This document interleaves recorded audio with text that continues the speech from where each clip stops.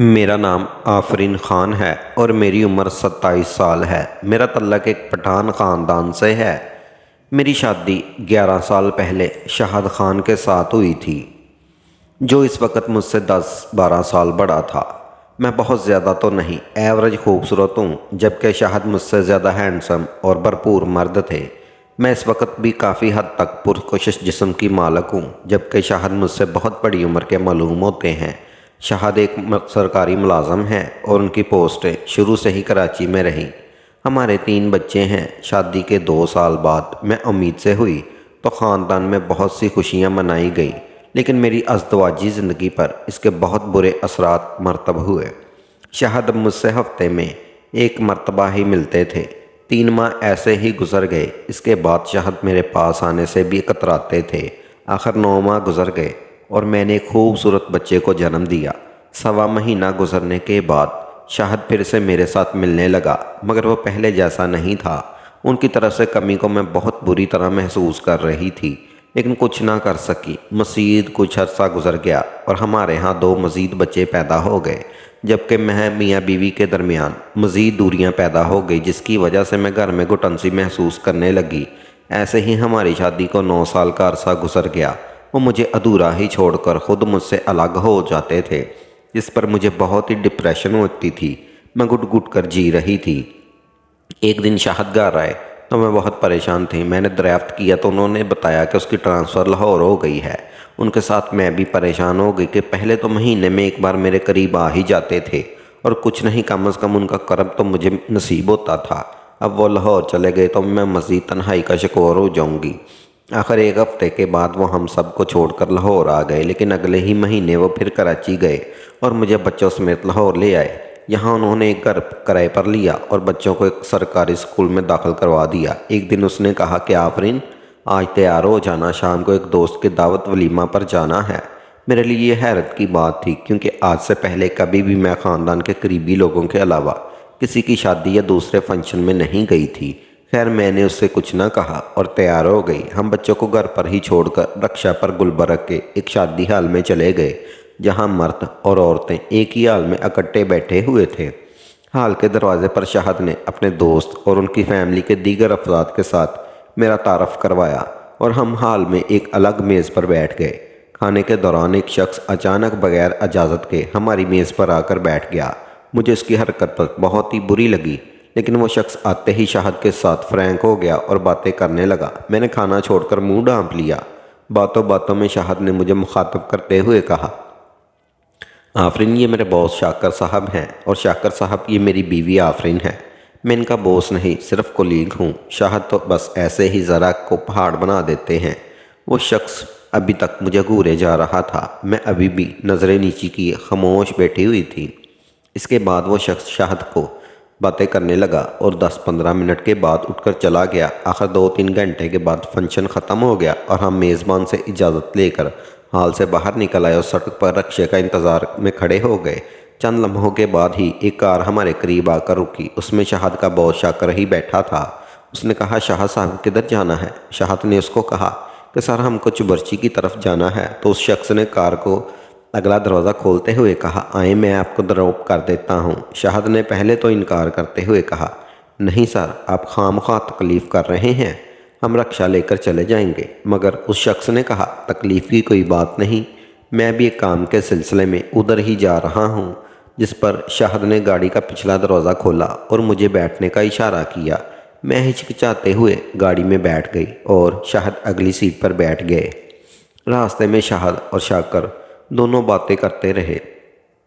मैं उनकी बातों से बेनियाज चादर से मुंह ढांपे बाहर देख रही थी। चबुर्ची पहुंचकर उस शख्स ने हमको उतार दिया और जाते हुए शाहद से कहने लगा, यार शाहद, कभी भाभी को लेकर हमारे घर भी आओ। जिस पर शाहद ने कहा, ठीक है, मगर आप यहाँ तक आ गए हैं, इसी गली में हमारा घर है, चाय तो पी कर जाएँ। मगर उनकी बात सुनी अनसुनी करके चला गया। मैंने घर आकर शाहद से कहा, क्या ज़रूरत थी मुझे इस फंक्शन में लेकर जाने की, और फिर आप एक अजनबी के साथ गाड़ी में मुझे लेकर बैठ गए। मगर शाहद ने कहा, वो शख्स अजनबी था, मेरा बॉस था, जबकि उस फंक्शन में सब लोग अपनी फैमिली के साथ आए हुए थे और मेरे दोस्त ने मुझे भी फैमिली के साथ आने को कहा था। میں اکیلا جاتا تو سب مجھ سے ناراض ہوتے کہ فیملی کے ساتھ کیوں نہیں آیا۔ چند روز گزرے کہ ایک روز شاہد رات کو لیٹ گھر آئے تو ان کے ساتھ شاکر نامی شخص بھی تھا۔ شاہد نے ان کے ساتھ بیٹھک میں بیٹھ گیا اور مجھے چائے لانے کو کہا۔ میں نے چائے تیار کی اور بیٹھک کے اندرونی دروازے سے شاہد کو آواز دی کہ چائے لے لے، لیکن اس نے مجھے کہا کہ اندر ہی لے آؤ۔ مجھے اس وقت بہت حیرانی ہوئی کہ کبھی پہلے میں بیٹھک میں کسی مہمان کی موجودگی میں نہیں گئی تھی۔ خیر، میں نے ان کے حکم پر اپنا دوپٹہ درست کر کے چائے اندر ہی لے گئی۔ مجھے محسوس ہوا کہ شاکر مسلسل میرا جائزہ لے رہا ہے۔ میں چائے رکھ کر فوراً ہی واپس آ گئی۔ دونوں بیٹھک میں کافی دیر بیٹھے باتیں کرتے رہے۔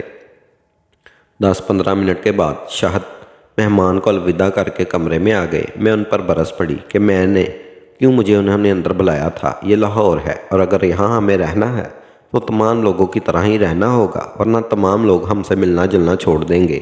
اور ہاں، شاکر صاحب نے مجھے اپنے گھر آنے کی دعوت دے گئے تھے۔ بتاؤ کس دن چلے؟ میں نے کہا مجھے نہیں جانا کسی شاکر واکر کے گھر، لیکن شاہد نے خود ہی کہا اگلے اتوار کو چلیں گے اور تم بھی میرے ساتھ ہی چلو گی۔ میں خاموش رہی۔ اتوار کے روز شاہد نے مجھے 10 بجے کہا کہ تیار ہو جاؤ، آج ہمیں دوپہر کا کھانا شاکر صاحب کے ہاں کھانا ہے۔ میں نے انکار کیا تو کہنے لگے مجھے نہیں معلوم، تم جلدی سے تیار ہو جاؤ۔ میں نہ چاہتے ہوئے بھی کپڑے چینج کر کے ان کے ساتھ چل پڑی۔ ہم رکشہ لے کر شاکر صاحب کے گھر چلے گئے۔ ان کے گھر گئے تو ایک نوکر نے دروازہ کھولا اور ہمیں کمرے میں بٹھا کر شاکر صاحب کو ابھی گھر سے باہر گئے ہیں، میں تھوڑی دیر تک آ جائیں گے۔ تھوڑی دیر کے بعد شاکر صاحب بھی آ گئے اور آ کر ہمارے پاس بیٹھ گئے۔ میں یہ بات نوٹ کر رہی تھی کہ شاکر بار بار میری طرف دیکھتا اور میرا جائزہ لیتا۔ میں خاموشی سے بیٹھی رہی۔ باتوں باتوں میں شاکر نے کہا بھابی، لگتا ہے آپ یہاں ایزی فیل نہیں کر رہی۔ میں نے انکار میں سر ہلاتے ہوئے کہا کہ پھر ابھی تک کیوں خاموش بیٹھی ہوئی ہیں؟ میرا گھر میں کوئی خاتون نہیں ہے، اس لیے مجھے ہی آپ کو کمپنی دینا ہوگی۔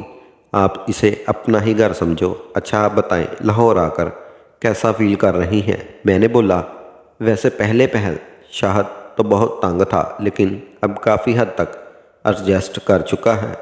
نہیں سر، ایسی بات نہیں، مجبوری ہے، ورنہ میرا بس چلے تو ایک دن بھی لاہور میں نہ ٹھہروں۔ اس بار میری بجائے شاہد نے جواب دیا۔ اب پھر شاکر مجھ سے مخاطب ہوتے ہوئے کہا بھابی، شاہد آپ کو آؤٹنگ پر بھی لے کر گیا ہے یا نہیں؟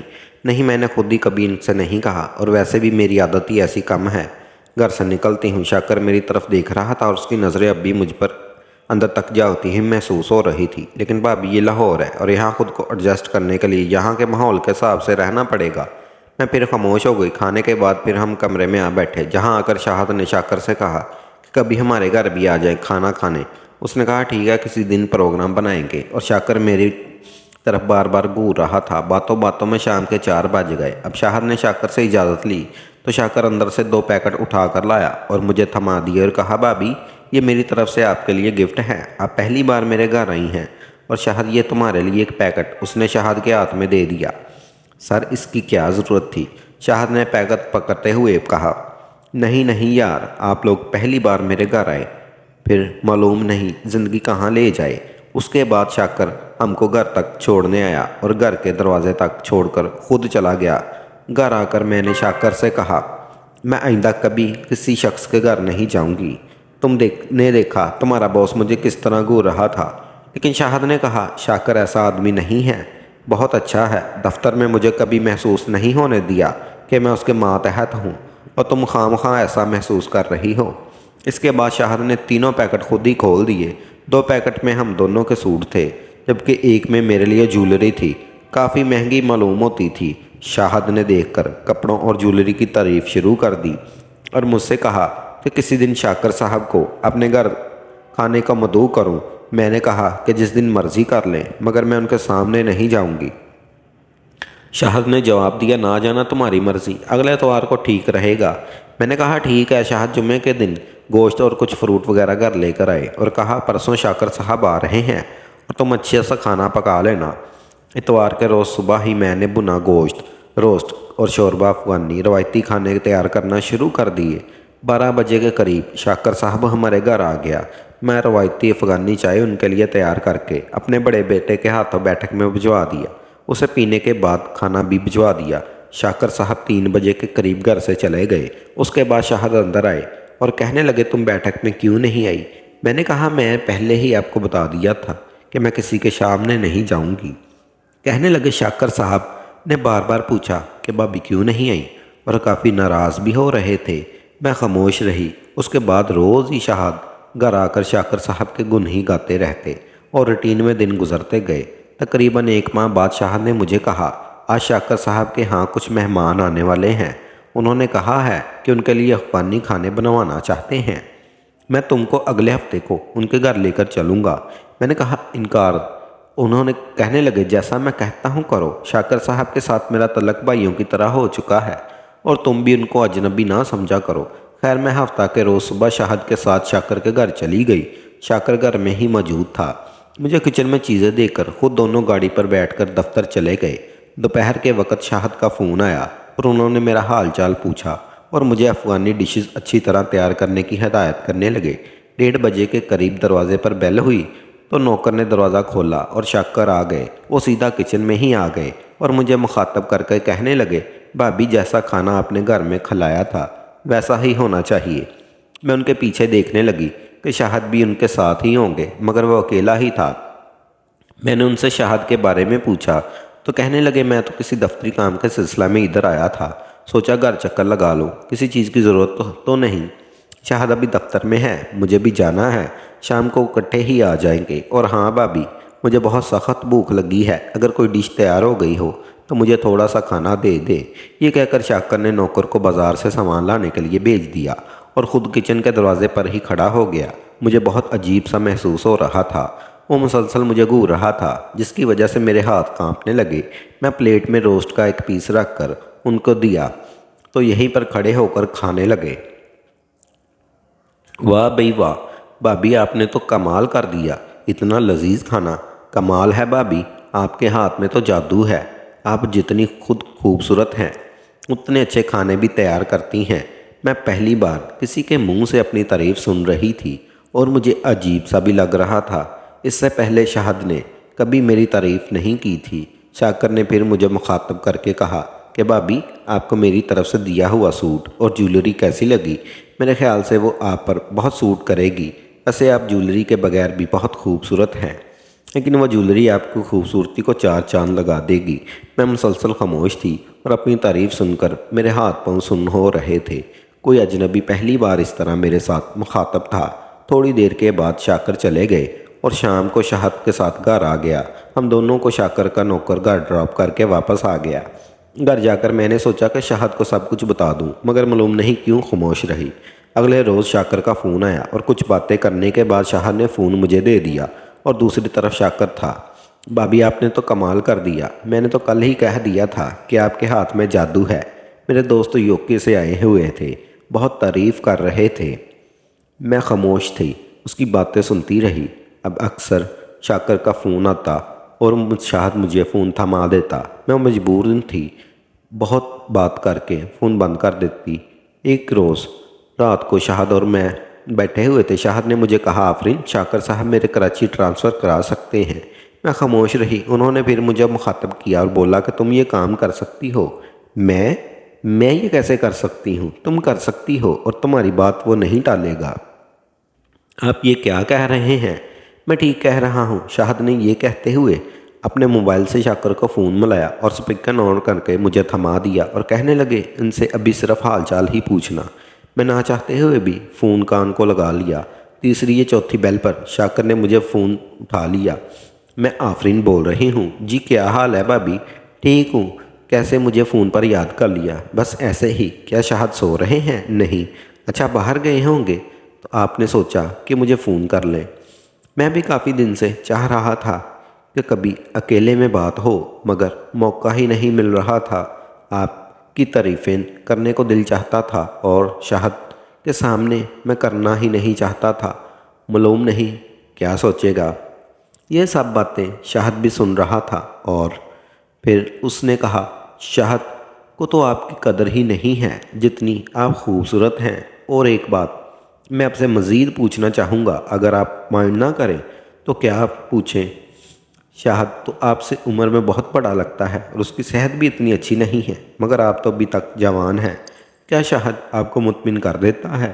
میں شاکر سے اس بات کی توقع نہیں کر رہا تھا۔ فوراً فون بند کر دیا اور سوالیہ نظروں سے شاہد کی طرف دیکھنے لگی جو مجھ سے نظریں چرا رہا تھا۔ تھوڑی دیر بعد مجھ سے بولا، تم دوبارہ شاکر صاحب کو فون کرو اور اس کے ساتھ ایسے ہی باتیں کرو جیسی وہ کر رہے ہیں، اور ایسے ہی کام کرے گا۔ وہ مجھے پہلے ہی پتا تھا۔ نہیں، میں نہیں کر سکتی۔ نہیں، تم کرو، صرف فون ہی تو کرنا ہے۔ نہیں شاہد، میں نہیں کر سکتی، تم کو کرنا ہی ہوگا۔ اب کی بار شاہد کا لہجہ سخت اور اندازہ ناحکمہ تھا۔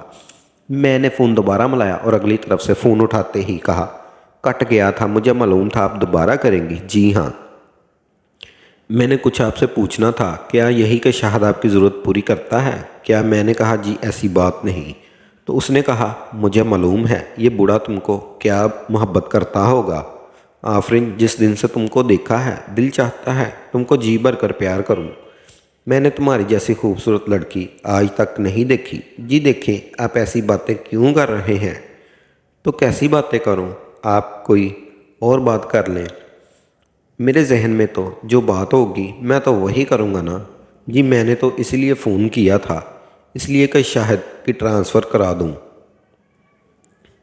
جی مجھے معلوم ہے، لیکن میں جان بوجھ کر ایسا نہیں ہونے دے رہا۔ میں تم کو خود سے دور نہیں ہونے دینا چاہتا۔ جی ہمیں بہت پرابلم ہے، میں آپ کو معلوم نہیں ہے۔ مجھے معلوم ہے، میں ایک شرط پر ایسا کر سکتا ہوں۔ کیا شرط؟ تم کو میرے گھر آنا ہوگا۔ جی میں کیسے آ سکتی ہوں؟ اگر شاہد کو معلوم ہو گیا تو وہ جان سے مار دے گا مجھے۔ نہیں مارے گا، جیسے مجھے فون کر رہی ہو ویسے خود آ جائیں۔ اسے کیسے معلوم ہوگا؟ کسی دن صبح ہی آ جائیں۔ شاہد آفس گیا ہوگا اور اس کے واپس گھر جانے سے پہلے میں آپ کو واپس ڈراپ کر دوں گا، اور آپ بچوں کو کہہ دیں کہ آپ بازار گئی تھی۔ میں خاموش ہو گئی۔ ٹھیک ہے، سوچ کر کل بتا دیں گے، میں آپ کے فون کا انتظار کروں گا۔ یہ کہہ کر اس نے فون بند کر دیا۔ میں نے فون شاہد کو پکڑا کر تلخی بھرے لہجے میں اس سے کہا، دیکھ لیا کس ذہن کا بندہ ہے، اور تم کہتے ہو کہ ایسا ویسا بندہ نہیں ہے، اور میرے ساتھ اس کا تعلق بھائیوں جیسا ہے۔ شاہد کچھ دیر خاموش رہنے کے بعد بولے، تم کل صبح ہی اس کے گھر چلی جاؤ۔ کیا کہا؟ آپ پاگل تو نہیں ہو؟ میں نے کبھی بھی اس سے پہلے شاہد کے ساتھ اس طرح بات نہیں کی تھی، مگر آج ان کی بات سن کر نہ جانے کیسے میرے منہ سے یہ الفاظ نکل آئے۔ کچھ بھی نہیں ہوگا، ایک بار میری ٹرانسفر ہو جائے، مجھ سے یہ سب نہیں ہوگا۔ پلیز آفرین، تم کو یہ کام کرنا ہی ہوگا۔ میرے لیے، بچوں کے لیے، تمہیں معلوم ہے یہاں گزارا کرنا بہت مشکل ہو رہا ہے۔ میں خاموش ہو گئی اور سوچنے لگی، شاہد کو کیا ہو گیا اور وہ مجھے کس کام کے لیے کہہ رہے ہیں۔ چند منٹ کے بعد شاہد کہنے لگے کہ میں شاکر کو فون ملا رہا ہوں، تم مجھ سے کہو میں کل صبح آ جاؤں گی۔ میں نے نہ کہی، لیکن شاہد نے فون ملا کر میرے ہاتھ میں پکڑا دیا۔ اگلی طرف سے فوراً ہی فون اٹھا لیا گیا۔ جی آفرین، شاکر صاحب میں کل صبح آپ کے گھر آنا چاہتی ہوں۔ گڈ، ویری گڈ، میں آپ کو صبح 9:30 بجے اس وقت آپ کے گھر سے ہی پک کر لوں گا، جب شاہد دفتر کے لیے نکل جائے گا اور آپ بچوں کو اسکول جا چکے ہوں گے۔ یہ کہتے ہی شاکر نے فون بند کر دیا۔ میں نے فون شاہد کو دیا اور اس کی طرف سوالیہ نظروں سے دیکھنے لگی، لیکن وہ بھی شرمندہ سے تھے۔ انہوں نے نظریں چراتے ہوئے کہا، آفرین میری خاطر ایک بار، صرف ایک بار۔ مجھے معلوم ہے یہ کام تم اگر کسی کو اس کی بھنک بھی پڑ گئی تو ہم جی نہیں سکیں گے، مگر صرف ایک بار۔ میں خاموش رہی اور لیٹ گئی۔ ساری رات مجھے نیند نہیں آئی، میں جانے کن سوچوں میں گم رہی۔ صبح 7 بجے اٹھی تو شاہد بھی اٹھ گئے۔ ایک بار پھر کہنے لگے، پلیز آفرین، ایک بار کسی طرح ٹرانسفر کراچی ہونی چاہیے، اس لیے تم قربانی دے دو۔ میں خاموش رہی اور باتھ روم میں چلی گئی۔ واپس آئی تو شاہد گھر سے جا چکے تھے۔ میں نے بچوں کو ناشتہ دیا اور ان کو اسکول بھیج کر کپڑے پہننے لگی۔ ٹھیک 9:30 بجے وہ مجھے لینے آ گیا اور مجھے لے کر اپنے گھر کی طرف روانہ ہوا۔ گھر پہنچ کر اس نے میرا ہاتھ پکڑ کر مجھے اندر لے گیا۔ میں صوفے پر بیٹھ گئی تو میرے سامنے بیٹھ گیا اور باتیں کرنے لگا، تم واقعی بہت خوبصورت ہو اور تمہارے مقابلے میں شاہد کچھ بھی نہیں ہے۔ یہ تو لنگور کو کھجور ملنے والی بات ہے۔ میں مسلسل خاموش تھی اور میری خاموشی پر وہ سامنے سے اٹھ کر میرے قریب آ بیٹھا اور اس نے میرے گلے میں ہاتھ ڈال لیے۔ مجھے بہت عجیب سا محسوس ہو رہا تھا۔